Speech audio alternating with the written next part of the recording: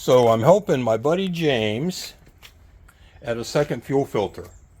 He ordered this Evo Energy kit. I did this exact same thing on my motorhome about 10 years ago. So he's over at my house to use mine as reference. Of note, this connector comes in the Evo Energy kit. You have to order this one with the O-ring separately, because as you can see, this filter housing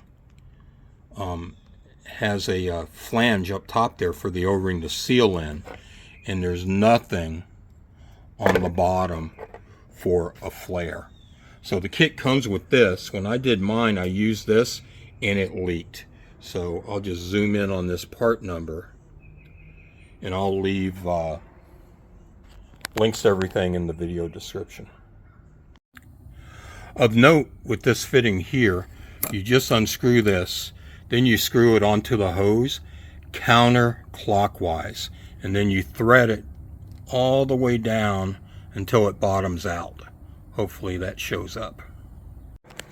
Yep, sure. Okay, this job is done. Got everything done on the outside. We used a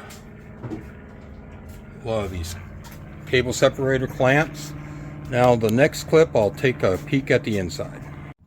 So all you're doing with this job is disconnecting this line that comes from the tank to the lift pump. You're running that back to the inlet on your new filter, and then bringing the outlet